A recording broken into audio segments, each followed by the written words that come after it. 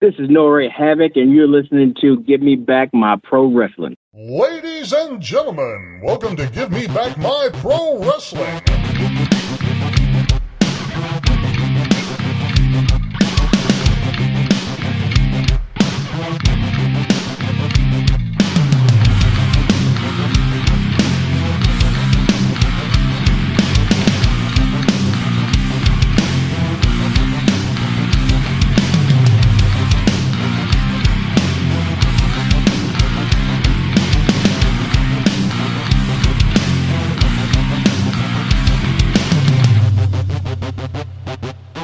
For those who don't know, now you know, baby. This is Hot Rod Biggs, Jarrett, Jimmy Street. We're going to take them to the limit one more time, baby, right here on Give Me Back My Pro Wrestling. Ladies and gentlemen, welcome one more time to the Give Me Back My Pro Wrestling podcast. And as always, I've got my brother from the same father and mother, the Plastic Sheik, Jarrett Street. What's up, Sheik? How you doing today? Not much, brother. We need to get you a nickname. I'm sick of this. I got to come up with something for you. I'm just Jimmy the guy. Jimmy the guy. I'm Jimmy across the street on the Wolfie show, so I don't know. It's just a lot of words to say, and I don't know. It's something. We got to come up with something for you. You're Jared down the street. Jared down the street, Plastic Sheik. Anyway, you've got all the names. But anyway, long story short, that's the nickname Wolfie gave me. It doesn't really roll off the tongue. Let's just say that, but whatever. It doesn't flow great, yeah. Yeah, I mean, but it's funny, it's funny, yeah, but we'll figure that out along the line. They just got to come naturally, as don't they want to force it. Right, don't want to force it. But anyway, man, today, Sheik, we got a heck of a show, dude. I'm so stoked about this. First of all, this has been one of the guys that once I announced that this show is happening, everybody's like, oh man, I can't wait for this one. I can't wait for this one. We have got Eron Hatchett, aka Eron Hatchett, on the show today, man. I'm stoked. Yeah, and I'm sure the listeners, if you've been paying attention, you've heard him mentioned several times in past episodes, and it's going to be exciting. The guy's very talented shoot wrestler. So I mean, shooter. Yeah, it's going to be exciting. Yeah, and he's a legit shooter. That's the fun part of it, man. And I just am excited to hear his story. I know he's got a lot of story to tell. And the guy started out with the Jarretts and ended up a hero killer. I mean, honestly, just had a great career. But we'll let him tell his story. I'm just excited to get to it today, but I'm happy that we're going to have him on, and I want to hear his story. So I tell you what, why don't we play some commercials and bring Eron Hatchett on? What do you say? That sounds great, man. I'm looking forward to it. Yeah, absolutely. We'll be right back after these messages with Eron Hatchett. Does it ever feel like you're a marketing professional just speaking into the void? But with LinkedIn ads, you can know you're reaching the right decision makers, a network of 130 million of them, in fact. You can even target buyers by job title, industry, company, seniority, skills, and did I say job title? See how you can avoid the void and reach the right buyers with LinkedIn ads. Spend $250 on your first campaign and get a free $250 credit for the next one. Get started at linkedin.com/campaign. Terms and conditions apply. This episode is brought to you by Nespresso. Gift magical mornings with Nespresso Virtuo Pop. Compact and stylish, Virtuo Pop is made to meet every morning coffee craving. From espresso to coffee, hot or iced, at the click of a button. And celebrate the season with Nespresso's limited edition coffee flavors. Sweet almond and hibiscus, cinnamon and candied tamarind, and festive double espresso. Magic in the making. Shop the holiday gift collection exclusively at Nespresso.com. Introducing Oakley Meta Vanguard, the new performance AI glasses designed for athletes. With hands-free capture on an action-ready ultra-wide camera, powerful open-ear speakers, and built-in Meta AI that syncs with your Garmin devices for real-time insights while you train. Take your performance to the next level with Oakley Meta Vanguard. Athletic intelligence is here. Learn more on meta.com. Meet the computer you can talk to. With Copilot on Windows, working, creating, and collaborating is as easy as talking. Got writer's block? Share your screen with Copilot Vision to help spark inspiration, and use Copilot Voice to have a conversation and brainstorm ideas. Or maybe you need some tech help. With Copilot Vision, Copilot sees what you see. Let Copilot talk you through step-by-step guidance so you can master new apps, games, and skills faster. Try now at windows.com/Copilot. Are you a pro wrestling fan? Well, stop by Captain's Corner, where you can get autographed photos, cards, magazines, and figures from all of your favorite wrestling superstars of the past, present, and future. You'll also be able to participate in live signings in the weeks and months to come. Make sure to stop by Captain's Corner on Facebook and give us a holler. Remember, cheers to the working man. All right, we are back with more from the Give Me Back My Pro Wrestling podcast. And Jared, I told him, didn't I? Didn't I tell him? You told him. I told him. Eron Hatchett, Norway Havoc is on the show today. When I said in the beginning that this guy's done some stuff, I was not lying. You know how I'm going to prove it? I'm going to prove it right now with the man himself. Mr. Norway Havoc, Eron Hatchett, welcome to the show, brother. How you doing? Oh, man, I'm doing good. Thanks for having me on.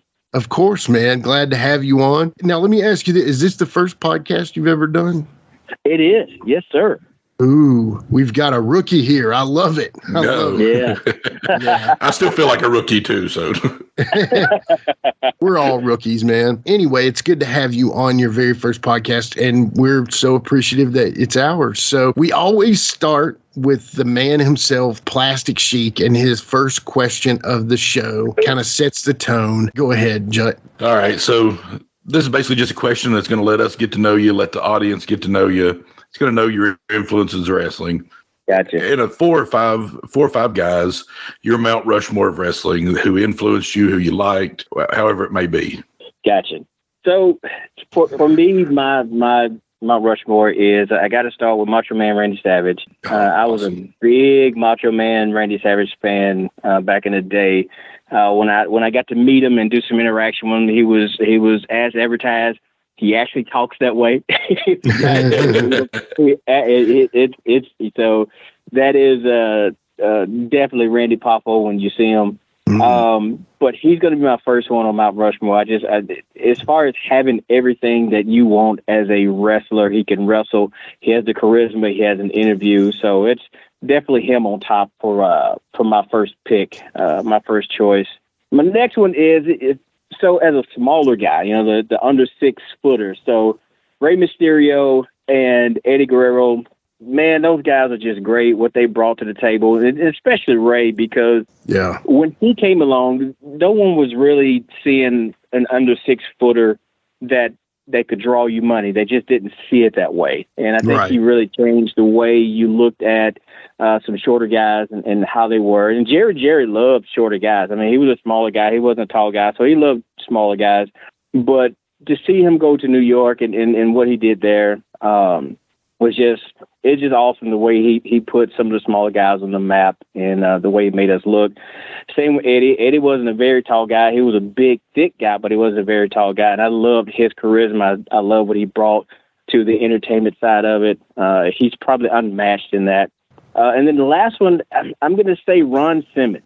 Oh, and the reason why is, so the thing about Ron Simmons for someone like me, because until he went to WWF at the time and they gave him that gimmick that they did, you didn't see a lot of black people, a lot of black wrestlers that were just wrestlers.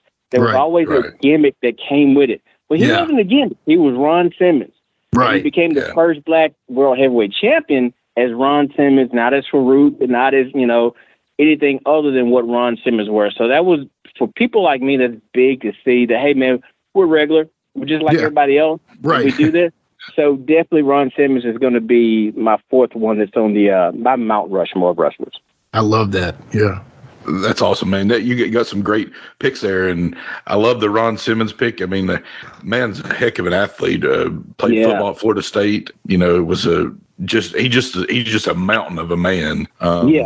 Eddie Guerrero. The thing I sometimes like it hurts me about Eddie Guerrero is I don't think he's got the respect he has when he was alive. He's got it more after his death. I feel That's like true. That's I feel true. like more people are invested in him after he died. That 97 Halloween Havoc match with him and Rey Mysterio, that's like poetry in motion. Well, they had a series of matches within that year that was just awesome. So yeah, man, those two guys, they were over for me. Yeah, great man. Yeah, absolutely. You know, to kind of go off of what you were saying about black wrestlers and gimmicks, you had Kamala, you had like Bobo Brazil, who, you know, like apparently all black wrestlers had the hardest heads in the world. So you always had the headbutt. And I mean, you know, they couldn't all be JYD, who literally was the original John Cena in like he only needed 5 moves or less. And man could not wrestle, but I guarantee you he could sell out arenas, you know, and that's. So JYD's kind of like the exception to the rule, whereas Ron Simmons was more of like you're all around. He could talk, he could walk, he could do the stuff in the ring. He had charisma. He, you know, other than that horrible early gimmick they gave him in the WWE, I think he pretty much had great gimmicks, and he was just Doom, man. Who doesn't love Doom, by the way? Who doesn't love Doom? Yeah. I mean, come on, exactly. You know? I'll tell you a funny story on JYD. So the first time I met him was with the Jarretts, and he saw me in the locker room, and he looks at Miss Texas, and he goes, "Is that your son?" And she's like, "No." So, and then the next time we were at it was the Municipal Auditorium in Nashville, and it was me and this guy, Jim Dotson, who used to be the head of security for WWF back in the day. Yeah. So Jim was actually the guy that I helped train, but it was me and him. I was a heel, he was a baby, and Yoshi Kwan, Chris Champion, was like the special guest referee. Yeah. We didn't have a gimmick to use. I was going to use a gimmick to try to cheat and didn't have anything. So Scary Sherry was there, and so man, she is just a nice person, man. I tell you, she was awesome. One of the greatest, seriously. Exactly. Just you meet her, man. She's just normal and, you know, inviting when you talk to her. Yeah. But she said, "Hey, take this and tape this up like some nuts, and it's going to look like some brass nuts. You take it out, use the gimmick." Yeah. So we go to do the end, and Jim Dotson's a big guy, so I go to throw a punch, and his big arm hits my arm. The gimmick flies out of my hand and goes out into the crowd. I'm like, oh no. So they got the gimmick this bait, and I'm gonna tell you what it was. It was so she had a tampon and she taped it up like an unused tampon. She taped it up to make it look like brass nuts. I'm like, somebody's gonna find this in the crowd. Yeah, there's no weight to it. You know, there's nothing to it. Yeah, there's nothing to it. And so we got to the back, man, and Junkyard Dog, who was there, he was kind of booking. He laid into me. He was like, "Man, if you're gonna use a gimmick, make sure it's real." And I was like, "Yes, sir." Yeah. Yeah. That was always my fear as a manager, was losing the gimmick. Because, you know, constantly I was playing Jerry Rice to the guys Joe Montana. You know what I mean? Yeah, I was constantly catching that thing. And, brother, I was so scared. One time, I can't remember who it was. Maybe Jason Nesmith, I think, chucked it to me. And he really chucked it. And I had to do like the Lambo leap and grab that thing before the chain went. Now, thankfully, it was a chain, you know, so it wouldn't have been that bad, but of course it's still bad, but you know, still, yeah, man, that was my biggest nightmare. Awesome. Was that me causing that to happen, you know? Yeah, so. Mine came true, so that's awesome. Wow. Well, you started us off with a great story. I'm stoked about the rest of this show. So I tell you what, let's slow the roll on that and let's go all the way back to the very beginning here. So okay. Now, a lot of people know that are listening right now, but some of them may not. But what I want to do is I want to talk about, where were you born? Yeah, what high school did you go to? I know you were a stud in wrestling, but talk a little bit about your high school days and where you're from. Well, I'm from Nashville. And I went to Hillsboro High School, and I was always a football and baseball guy up until my freshman year, and I dropped baseball, and I didn't add amateur wrestling until my sophomore year. Okay. And then the good thing was that my sophomore year, when I came out, I faced a bunch of seniors and juniors that had been doing it for a long time. So I got a lot of good experience. My junior year when I started, and I was not good my first year. And for whatever reason, my senior year, it all came together. My first year, I went 6-12. 6 wins, 12 losses. Wow. And then the next year, I went 27-2. So it flipped out, and it was quick, and it just, for whatever reason, the second year just clicked to me. Yeah. Wow. So what weight class were you in? So I went 135, and then my senior year, I went 140. So luckily, I was a guy that I never cut weight. I never had to cut weight. Sometimes I had to gain weight to get up. Gotcha. So I didn't have to do the bag or anything like that. Yeah. Jared, you wrestled in high school. Tell me about. I was nothing special, but I had to do one of each once. I had to cut weight and jumping jacks in the shower, sweat to death, run on the bus on the way to the other high school, and then I had to eat like 4 cheeseburgers and drink a full Gatorade one time before the game. So I've been on both sides of it. Yeah. Man, God bless you on having to cut weight, because that's I see guys like that. Kids like, I can't do that, man. I don't know how you guys do that. And spitting in a cup, trying to get that last little ounce off of you. You know, and Jared, you were wrestling in the upper weights too, the heavier weights. So that even then in high school, those guys are men. You know what I mean? Yeah. And I'm not knocking your weight range, because those are the wiry, tough ones. You know, those are the kids you can't ever pin down because their shoulders never, stop moving. But anyway, I knew y'all had that connection there. But anyway, so obviously you turn into a wrestling star. You turn into a really talented person in that sport in high school. Did you go on to state several times, I would assume? I went to state my senior year. I ended up getting third. And then after I graduated, because when I graduated, I was 17, and I actually signed up and went to Marine Corps. I graduated, and 3 days later, I was going to Paris Island.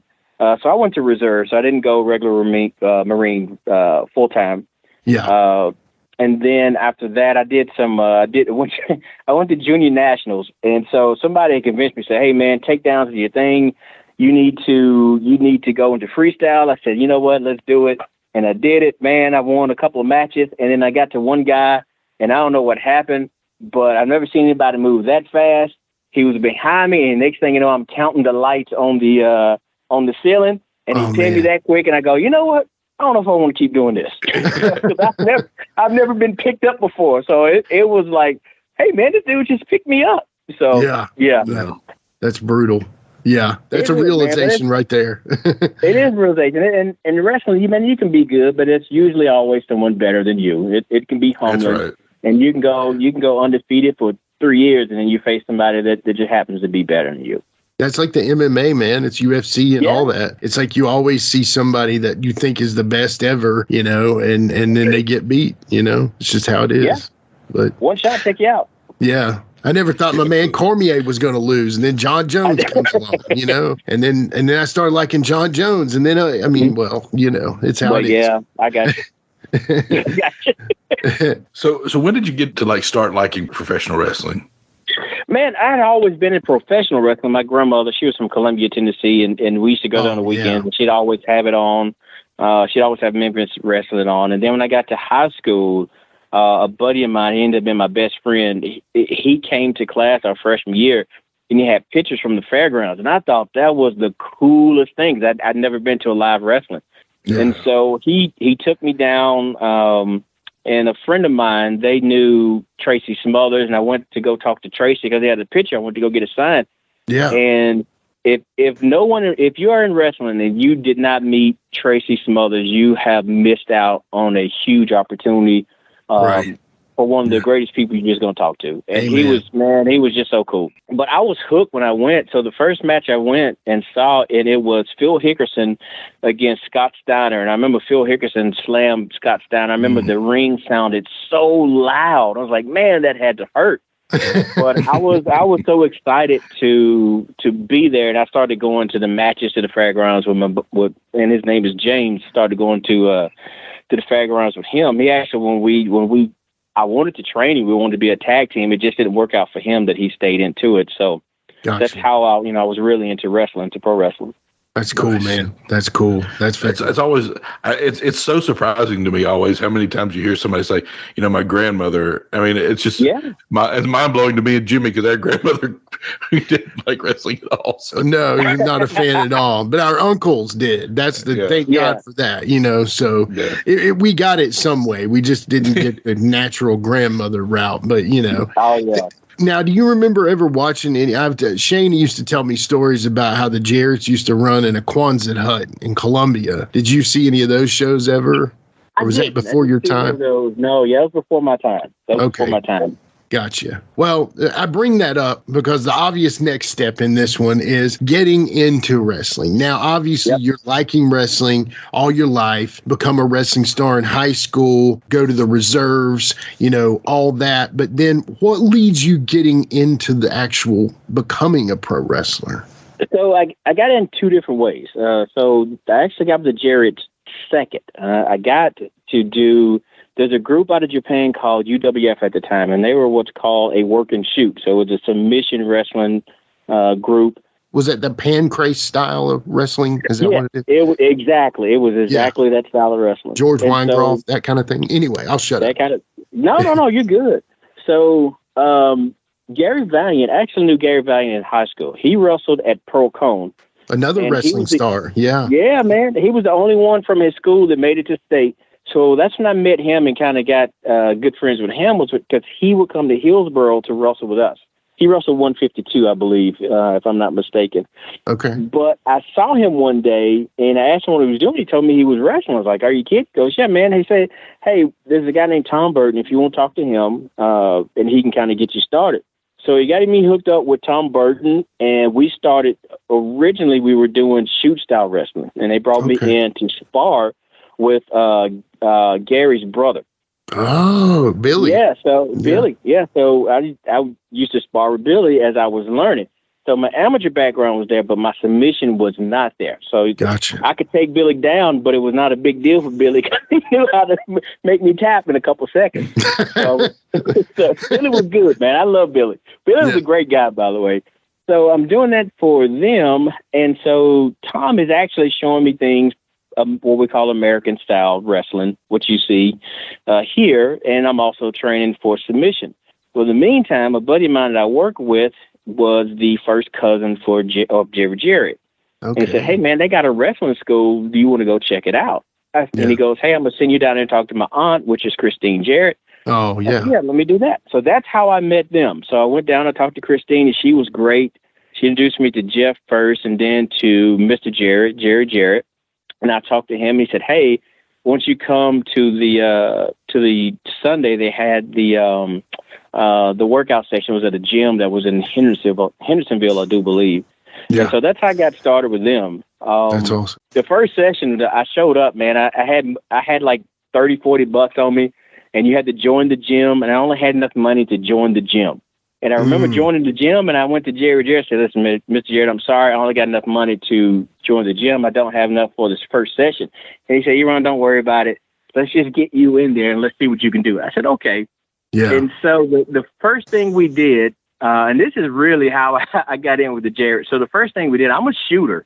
Yeah. And so you take a bump, you basically take an arm drag, and I took an arm drag, and I hit the mat when I come through, and Jerry just flips out. He's like, "Oh, that's how you do it." And he's just like, "This is what I want to see you guys do."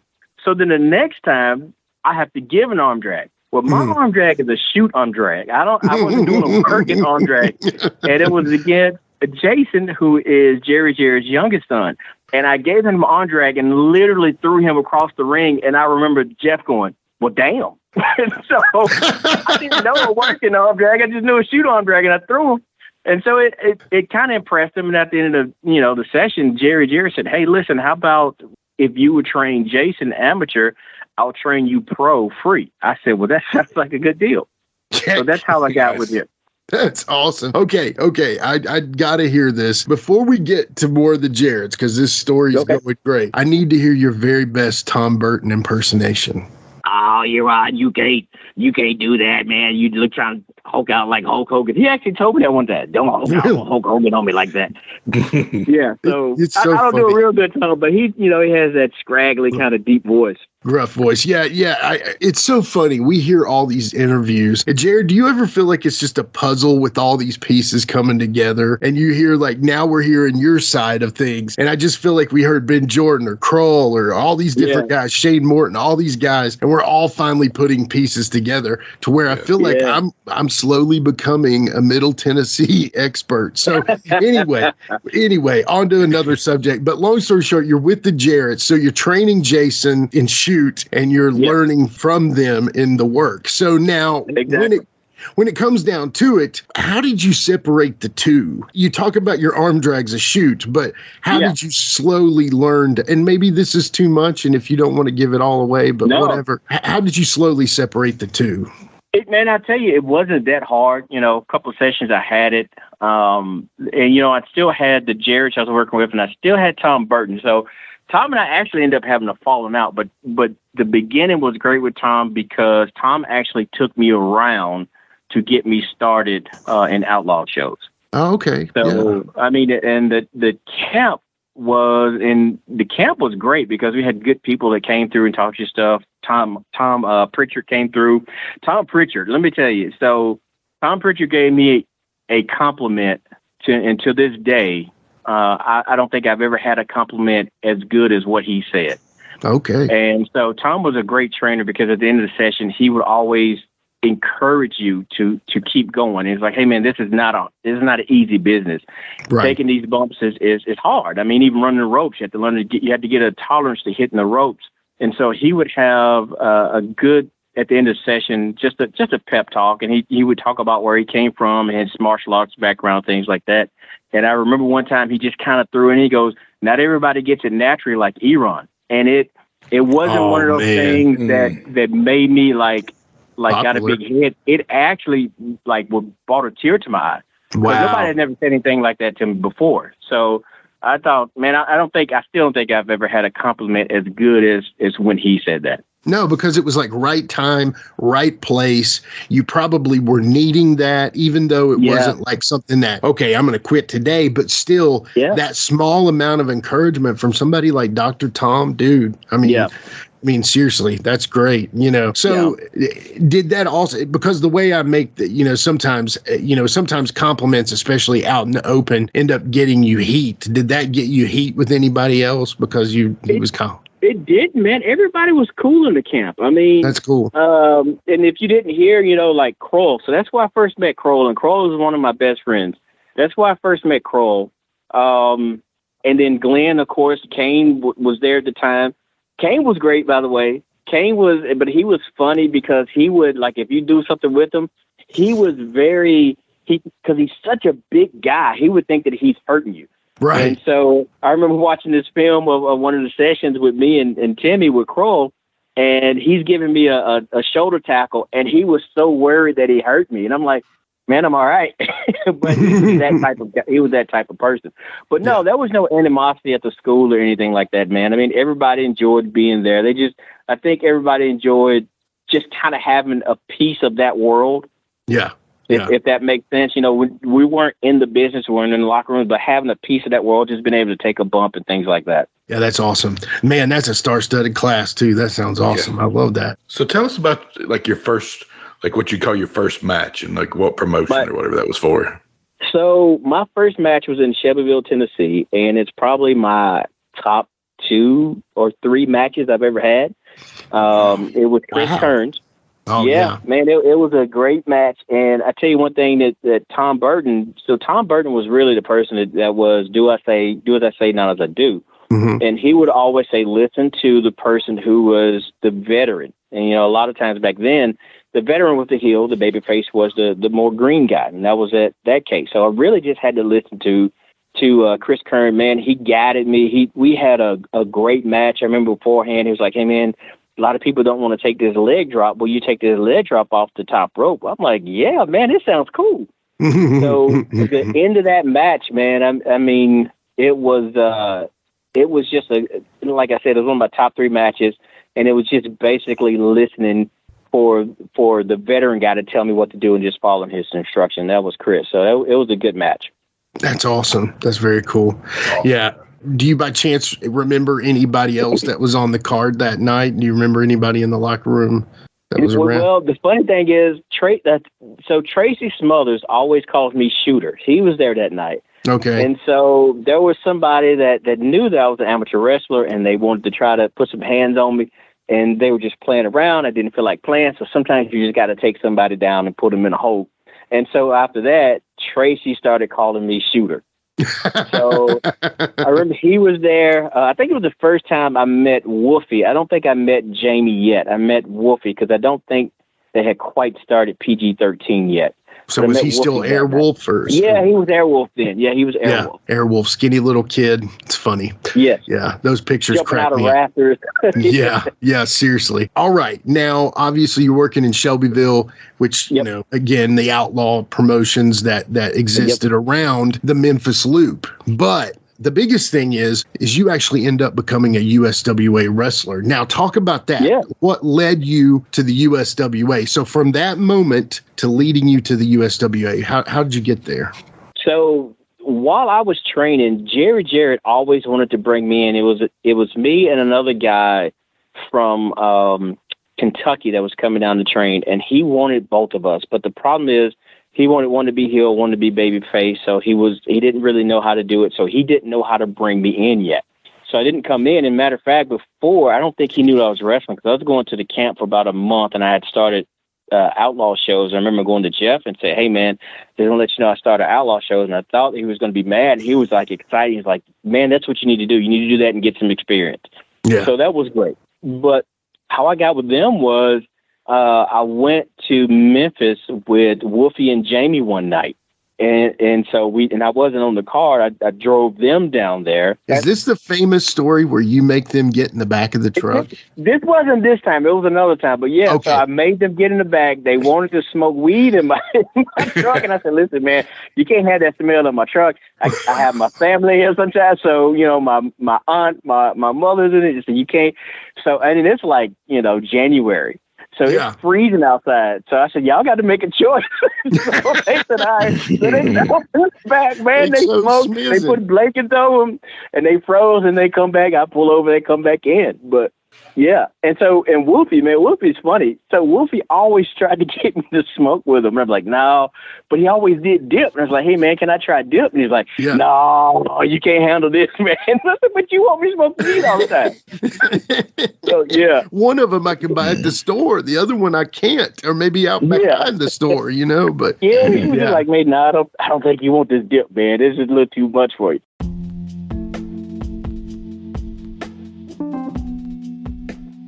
And now a word from our sponsor.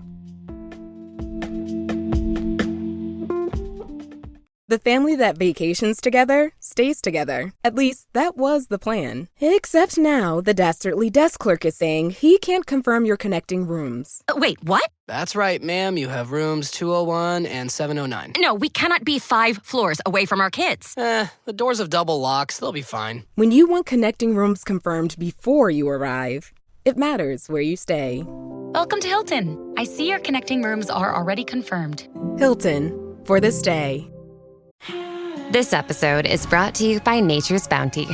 Nature's Bounty believes your body is brilliant, naturally designed to thrive, inside and out. For those always looking for new ways to support your health from head to heels, Nature's Bounty has a range of over 400 vitamins and supplements born from 50 years of trust and care. Nature's Bounty. It's in your nature. Visit naturesbounty.com to learn more.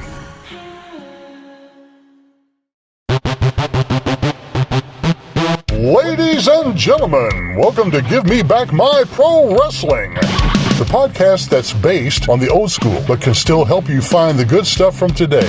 Jimmy Street and the Plastic Sheik, Jarrett, are the undisputed tag team champions of the wrestling podcast world. From thought-provoking topics to superstar interviews to action figure expertise. This team does it all, and all they ask is, give me back my pro wrestling!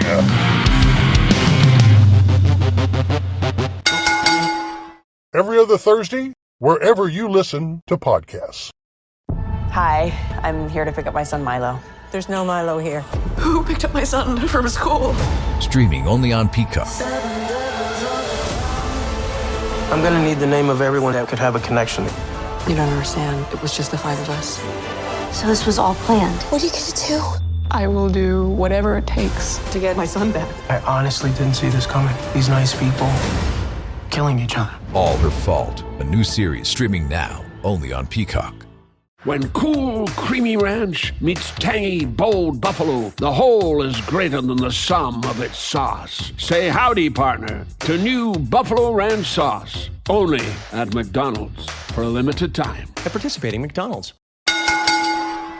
Rolled down with them, and I showed up, and it was someone that was supposed to have a tag match with Chris Michaels. And I can't remember who it was, but they didn't show up, and Eddie Martin said, hey, Eron, you got your gear? It's like, yeah, I got my gear. And so that was my first match in Memphis with, and I want to say it was me and Chris Michaels against the Masters of Terror. That's it. Yeah. Yep. That's it. I think I saw that. That's crazy. So that was my first night. And then that Tuesday, Jarrett called me and said, hey, you ready to get started? And then that's how that got started. Yeah, that's cool, man. I mean, you worked some great dudes there. I mean, one of them I got to hear about because I'm a big fan of his. I think we all are in this business. Who isn't a fan of this guy? And unfortunately, he's passed now. But talk about working with Brian Christopher and just maybe your interactions with him overall.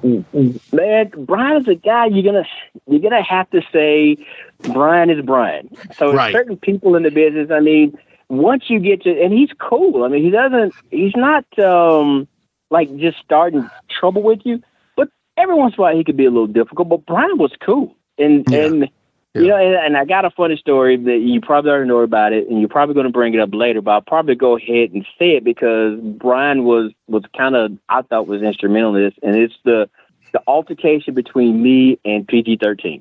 Bring it up, brother. Bring it up. That was next. Bring it up. So. All right, so the way it works is, you know, you have these spot shows Thursday and Friday. What you do on Thursday, you're going to do on Friday. And back then, the locker rooms are separated. You're not in the same locker room, and that's how it was back then. Right. So the finish was it was me and Wolfie in a singles match. Jamie goes to interfere. They shoot me out, double clothesline. I duck, get them double clothesline. They bail. Well, that's not what happened. They gave me a double clothesline and then they left and just took the DQ. So then I get back to the locker room and I asked Frank Morel, I said, hey, Frank, I said, what happened to the finishing? And he goes, man, Jamie said you messed it up. I was like, I didn't mess it up. So but I just kind of passed it off. So the next night we get in the ring and me and Wolfie go to start and Jamie goes, hey, don't F up the spot. And I went, what? So it just kind of put me in an atmosphere, put me in a mood. Hot. So then I start taking Wolfie down the amateur. After a couple of times, Wolfie's like, hey, this ain't right. It's like, you can tell, man, what are you doing? And so I remember we kind of rolled to the edge of the mat and I see Jamie. Now, Jamie's the one I want. I just happen to be in the ring with Wolfie. Right. So Jamie's the one I want. And so I go after Jamie. And man, we get into it and we go into and it's at a school. So we go into the stands and we're shooting. Yeah. And I got a hold. And next thing I know, both locker rooms empty out, including Jeff and Brian. Wow. And so they come up to me. Yeah. And so they come up to me and Eddie Marlin goes, Eron, if I see one more shoot move out of you, you're fired. So I instantly get up and stop. Right. So, but me and Wolfie go back into the ring and we finish the match. So we didn't talk for a few days, and then we had another singles match the next week, and we get into the ring, and Wolfie goes, hey, man, what do you want to do? And I go, man, just wrestle. Well, after that, we were cool. We were friends again. And so we talked about it, and he's like, man, what was up? And I said, man, I told him, I said, Jamie was being Jamie. Right. And he goes, man, we thought Jeff put you up to do some amateur stuff. And I was like, no, I thought maybe Brian had put you guys up to something. Yeah. So we both for years, and we talked about it not too long ago, we both for years thought he thought that Jeff had put something up for me, and I thought that Brian had put them up to do something. But really, it was just me being upset with Jamie. Yeah, and Jamie, I mean, that's just Wolfie's cross to bear right there. That's what I was going to say. I was going to say Wolfie has bared that cross many times with Jamie. Jamie's great. Jamie's great. And I'll say this about Jamie, and I love Jamie to death, and he's probably my top one best match was against Jamie. So Jamie, when you sit down with Jamie, because Jamie is usually on 100 when he comes in. 100. You know, he's on 110, yes. But when you sit down one-on-one with Jamie, when I say that he is smart and he is intelligent and he knows the business, he's been in it for a while, and you sit down with Jamie like that, it's a new side that you see of him. So yeah. I would say people, you know, you see the one side of Jamie, but when you sit down one-on-one, you see how smart he is. Totally. And he's honestly a daggone savant about this business. Yeah. But the problem is he's not only a savant about what's in the ring, he's about what's the other life too. He knows the life. If you got to think about it, he's Bill Dundee's son. He has been in the business since he came out of his mom's womb. You know, he's probably forgot more than most people will ever know about this business. And trust me. So I'm gonna be Wolfie real quick. Okay. So hey, Eron. hey, Eron. So I'm pretty sure I figured it out, but it was Frank and Jeff. They were gassing you up in the back, right, to shoot on me because they knew I wrestled a little in high school, and that was what they were doing, right? They gassed you up and told you to shoot on me, right? That's what he thought. Yeah, that's exactly what he's thought. And I'm telling you, anybody who has ever come on our show, whether they have a connection to you or not, that story inadvertently comes up. I bet we've talked about it 5 or 6 times. We've done 112 episodes, and I guarantee it's come up at least 10 times. That's hilarious. Yeah, it's hilarious. And he'll bring it up, whether from Frank's perspective or Jeff's perspective, and he has kept that in his brain that they basically gassed you up. Now, you explaining the whole story, it makes much more sense. But with that being said, I mean, he's told me stories like y'all ended up in the crowd. Jamie's whacking you in the back of the head with the hubcap. Do you remember any of that? No, the hubcap never came in the play. No. Yeah. Okay. So you would have remembered that too. Yeah. No. Anyway, so no Frank, no Jeff gassing you up. It was literally something like you just couldn't replace Wolfie with Jamie saying that. Yeah, it was literally Jamie saying that. So it was it was me hearing that, and it triggered me, I would say. Yeah, that's a legendary story. I didn't mess the spot up. That wasn't the finish. You didn't do the finish. You didn't shoot me off the rope. So right.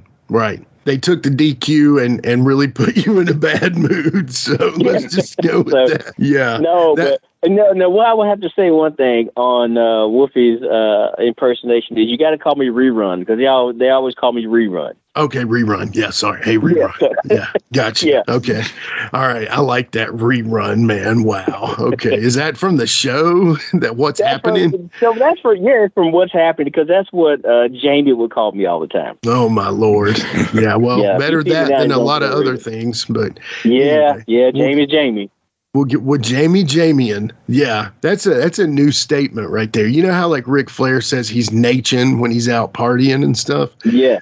I think Jamie-Jamian is also a whole other. Yeah. It's not necessarily. It can be partying, but it can be also other stuff. So anyway. Yeah. So you're right. I see 2 names: Lex Luger and the Big Boss Man. Tell me something about them. So with USWA. And it was at a great time that I went when I was with them, because they had to deal with WWF and they were sending guys down. And so being in the locker room, man, it's kind of, I wouldn't say overwhelming, but you see people that you didn't think you would meet this early on in doing what you're doing. So the Big Boss Man, I sat right next to him in the locker room, and he had been off for a while. I think he had an injury. And he was just coming back, and he said, hey, he was doing this before he went back on the main road, and he was trying to make sure I had it back. And I was nobody. And he looks at me and he goes, hey, man, you mind watching my match? Tell me what you think. And so it was like, dude, are you serious? Like, I'm nobody. Yeah. And so I watched this match, and we came back and we talked about it like, man, you had missed a step. And he talked to me the entire night. And he was just like a normal person, man. You wouldn't think of that. You wouldn't think that he would even talk to you. But he's just a normal guy, man. And it was awesome to just sit there and just, I mean, we didn't even talk that much about wrestling. It was just about other stuff, football, and kind of told me, him getting into it and into the business. And yeah, man, it was great. Lex Luger, on the other hand. So, we sat next to each other. Now, I will say the cool thing was neither one of them had their own locker room. They had their own locker room. We were in the big locker room with everybody. Usually it was the two of them, I do believe, and you kind of went to one or the other, and the women had one. And he literally sat right next to me. And I think the only thing he asked me, because he saw I use tape, which funny is I use prefab, and Danny Davis used to get on to me. He's like, man, you're a shooter. Why are you using prefab? Just tape your hand up. Right. So Lex Luger was like, hey, man, can I get some of the tape? And I gave him some tape. He didn't say thank you. He didn't acknowledge. And we sat there, man, for hours, and he never talked to me. But I did notice one thing. He wasn't as big physically as I thought he was going to be. He was just really cut up. Mm-hmm. So I guess it depends on, what time I was seeing him. But he wasn't as large as I thought he was going to be when I first saw him. But yeah, night and day when I met those two. Yeah. I've always thought the Big Boss Man seemed like he would be like he was just a nice guy. And I've also heard that Lex Luger, even from his mouth, that he wasn't like a people person. No, he wasn't. I mean, he let me know that he was, without saying it, that he was Lex Luger and I was nobody. Whereas, Big Boss Man was much more of a real person. Right. He was Ray Traylor. He just had that. He was Ray Traylor. Yeah, exactly. Let me ask you this. What year was this? Was this around like 94? So, this was 93. This was 93. Around 93 or so. Yeah. Because when I first started with the Jarretts, they didn't know what to do. And so the whole thing with the camp was, it started, I think, originally as really just a money grab for Jeff to make extra money. He was mostly doing the camp, and I think it kind of morphed that they wanted to say, hey, we can show some guys from the camp to get other people in. Gotcha. So they weren't really sure what to do with me yet. And they didn't do much until one night when Billy Travis didn't show up. Yeah. Which he was known to do. We were in Arkansas, and I remember I had to wrestle 3 times. It was me and Wolfie in the singles. It was me and Miss Texas in a mixed tag. And then when Billy didn't show up, and he was working, they were working. Let's see, it was Jeff Jarrett and Billy Travis and Angle with Rex King and Steve Dahl. And so we had Papa Shango there that night from WBF. Soul Taker. Said, okay, oh, yeah. Yeah, Soul Taker, yeah. So they said, hey, won't you put him in place of Billy Travis? And he goes, hey, won't you let the kid do it?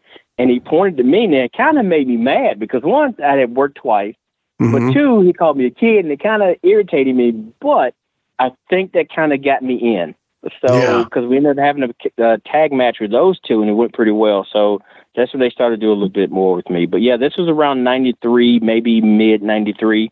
Okay, because I was thinking, you were talking about Luger kind of not being as big, but he was definitely cut up. I was wondering if this was maybe around the steroid trial, but I think that was like summer of 94, if I'm not mistaken. So, I'm not sure. Yeah, I wondered if he just sized down a little bit, but also I do remember him going through that phase of really being more cut up than large. Well, when did he have that bad wreck? He had a bad wreck too. I'm not 100% on that. Jared, you're the Jamie. You're the Rogan Jamie of this show. So what's... In Walmart's Hooluville, everyone readied their cart. The early Black Friday deals are about to start. Online and in the app, such great deals to explore. Everything you love from tech, toys, and more. The days to save and the ones to remember are the 14th to the 16th of November. The Who's are all ready, but are you? Walmart Black Friday deals await. Who knew? Okay, Chad. Today you're gonna drive the all-electric Toyota BZ. But my electric vehicle phobia. I'm not ready, Dr. Ross. I believe in you. Oh my gosh. We're inside it. Try to take deep breaths, okay? The ventilated seats, they're touching me. You can do this, Chad. Drive the car. How do you feel, Chad? I feel cured. Woohoo! I'm doing it! I'm doing it! The all-electric BZ. One drive can change your mind. Toyota. Let's go places. Say hello to the all-new Alexa Plus and see how Alexa can do so much more for you. Need tickets to see your favorite artist? Craving your comfort restaurant? Just sit back, relax, and talk naturally. Alexa's on it. It learns your style, anticipates what's next, and makes it happen across Echo, Fire TV, and more. Learn more at amazon.com/new Alexa. Hey, my name is Tammy Reynolds. I am the wife of Forsaken Rick Reynolds, that super cool guy that everybody knows and loves. And I represent West Side Sauces. I make sauces, I bottle them, I seal them, I sell them. I have a hot honey sauce, I have a sweet sauce, I have a hot sauce, I have a white sauce that's so yummy you can use it on everything. They are absolutely amazing and I'm so proud of them. We make them from scratch. So go on our website, westsidesauces.com, check out our products, read about our story, and go online and order you some of these yummy sauces.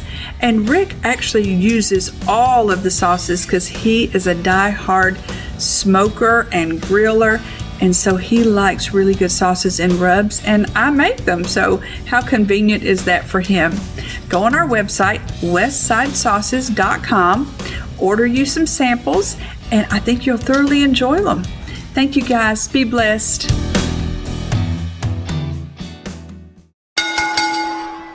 You know, you brought him up earlier, and I got to bring this back up because I was always enthralled by this guy. When I would watch Monday Night Raw, I would see this guy in the crowd as a security guard, and he looked like daggone Road Warrior Animal with a backwards Kangol cap and a fanny pack, and he always had that black, like, you know, what they call it now, but it's like a compression type shirt on, and you know, talk about now, was this similar to around that time, or was this a little before, a little after working with Jim Dotson? So Jim Dotson actually came through the camp. Jim Dotson was good friends with Mark, The Undertaker, with the Harris brothers, Primetime Brian Lee. They were all really good friends. Yeah. And so okay. He came through the camp. Actually came there a day I wasn't there, and I think the Harris boys did the camp themselves. So the next week I ended up meeting Jim, and I remember telling the Jarretts, I said, "Hey, this is a pretty big guy, and I want to take him out and he needs some experience. You know, he can take the bumps. He just needs some psychology." Right. And so I actually started taking him out, and I met him, and I started bouncing for him. There used to be a club downtown Nashville called Merbull's. Yeah. And that's where I met Brian Lee. And so the first night I went down there, you know, he said, "Hey, man, you want to come down?" And I said, "Yeah, let me come down." And it was like an upscale restaurant up top, and there was a bar below. And I remember walking in, and I see him, and he is literally dragging a guy by the foot. And right behind him is Brian Lee with two guys, one under each arm, and they're taking these guys out. And they take them outside. And I'm like, what in the world? And the first thing Jim goes is, "Hey, man, you want a job? You're not wrestling?" I'm like, man, this is like a Roadhouse. Let me think about it. But I ended up working for him, and Jim Dotson was great. He actually introduced me to the Undertaker. Undertaker had a birthday. He was in town, and Jim, some guys got a limo one night. And so Jim goes, "Hey, man, you want to meet Mark?" So I go out to meet Mark. So, "Hey, how you doing?" It was real quick. And so I look inside, and they're in this limo, and it's like three of them, and there's a bunch of girls. And I went, I must be on the B squad. So I go back to work, and probably 6 months later, Mark is back in town. Now, I don't think he even knows my name. And he's there, and it's like late Sunday, and he's there, and I walk back because Jim had told me Mark was there. And so I walked past him, and he goes, "Eron, you still on the B team?" And I was like, he knows my name. That's yeah. No, that was pretty cool. But he was good friends with them. So I ended up taking him to the Jarretts and got him started. I think his first match was against Spellbinder. Okay. It wasn't a great match. I'm sure it wasn't. Deal. And of course he and the Harris boys were good friends, and he ended up doing the gimmick where he was their cousin. He was Chris Harris, he was Jim Harris. Yeah. And so they kind of did that deal. But yeah, man, Jim Dotson, he's passed away. He was a really close friend of mine, and he and I was on the road a lot. So man, and he was on TV more than anybody, to be honest. Yeah, I mean, he was consistently on TV every week. Yeah, he was the Doug Dillinger of the WWF. You know, that was a crazy gimmick to have there. I didn't also know that he was a wrestler, but it made total sense by the way that he looked. I mean, he looked like a diesel truck, you know. They actually brought him up. So he did a deal with USWA, and he was the cousin of the Harris twins. They brought him up to WBE or WBF at the time. It was mainly because of Mark. You know, sometimes it's who you know, but they didn't know what to do with him. He wasn't quite ready yet wrestling, and I think Mark was the one that came up with the gimmick for him to do security. So he became that on air, which he became the personal security for Mark and Stone Cold and The Rock whenever they would do certain events. Oh, wow. That's awesome. Okay. Well, we've kind of reached a point in the career of Eron Hatchett that you took a little break, and we're gonna call it a break, and that's essentially what it was. I do have a question about this break. Okay. And I don't, not trying to be out of place here, but let me just ask you a question about the break here. So during this break, had you been available, do you think you would have been in WCW or WWE? Well, I'm going to say this. So if the best compliment I've had was from Tom Pritchard, I think the second best was from Jerry Jarrett. And he said if he was 6 feet tall, he'd be a millionaire right now. Okay. So it was things that, and luckily, man, I will say this with USWA, you meet a lot of people, and my time was great. And I don't remember bad time. I don't remember anybody ever having like just ego issues. So, I mean, even from Brian Lee saying, hey man, they're doing this thing in Knoxville, maybe I can bring you onto there. So there was opportunities for me if I was more patient. Yeah. Well, the reason I ask is because 6 foot became not a big deal in a couple of years. Exactly. In like 3 or 4 years, 6 foot was not as big of a deal. You know, I always say this, and I'll tell Wolfie says it too, but I'll tell Wolfie and all of them about the time. PG-13 was about a year too early, and I feel like had they been there a year later, I feel like it would have been a different scenario for them. Now, granted, they had that nation domination run. Nothing wrong with that. Good for them. They got, opportunities and all that with ECW, WCW and all that. But the reason being I'm asking that question is because, like I said, you were on the break. And because of that, I just feel like I could have easily seen you at least having a run in WCW, because I feel like there was enough guys there that you could have easily, it wasn't necessarily the land of the giants there. You know what I'm saying? Yeah. And I don't know. I've just got a crazy feeling that I could have seen you doing something there, because guys like Dean Malenko, now I'm not Eron, please. I'm not in any way saying you're not like Dean Malenko, but I'm also not putting you in that same. But you know what I'm saying? But I know you were highly athletic. You were very trained in the shooting ability. Plus, you also knew how to work. I just would almost question whether or not you might have had. And knowing Jeff, the Harris twins, I mean, I almost feel like there would have been a spot there for you had that happened. So I don't know. That's just a hypothetical. Who knows?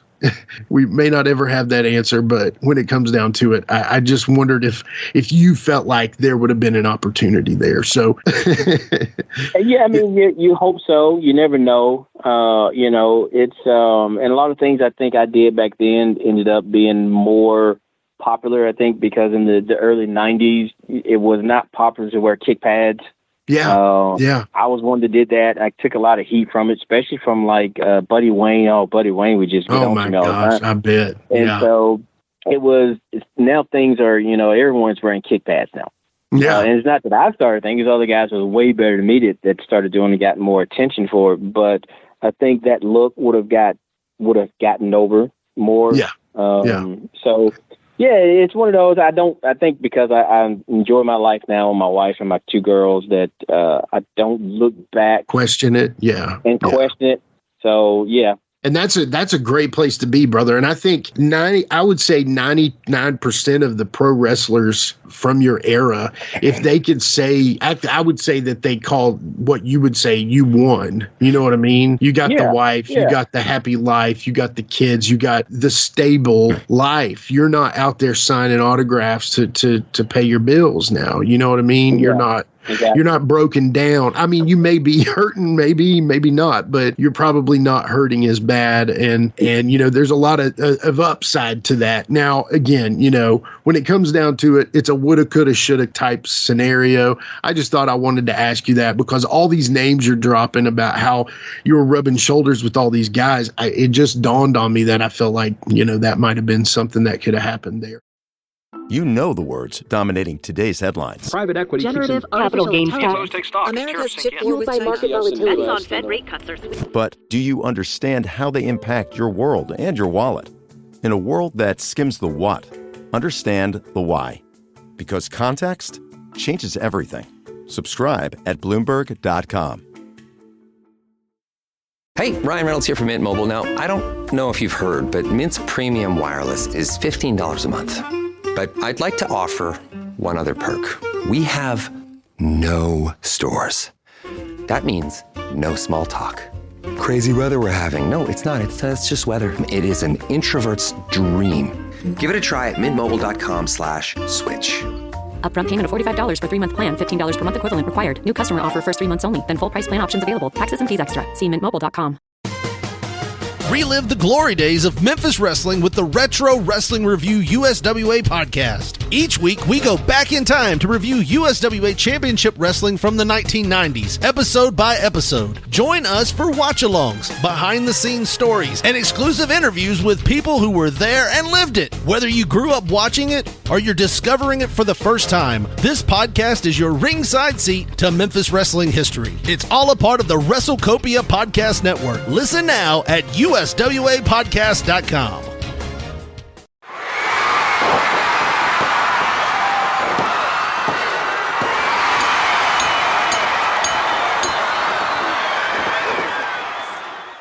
Ladies and gentlemen, this is Jimmy Street, and that was episode 24 of the Best of James Rockstreet Productions, with the first half of episode 43 of Eron Hatchett on Give Me Back My Pro Wrestling. Eron has a great story, from amateur wrestling in high school, to the Jarrett Wrestling School, to the USWA, Middle Tennessee wrestling scene, and so much more. You can hear the full episode and more over on @GMBMPW or Give Me Back My Pro Wrestling wherever you listen to podcasts, or simply click the link in the notes below. We hope you've enjoyed a look back in the archives of James Rockstreet Productions. Check us out next week to see what else we have in store. Until then, follow @GMBMPW and @JamesRockstreet everywhere. Peace. With a tear in my eye, this is the greatest moment in my life.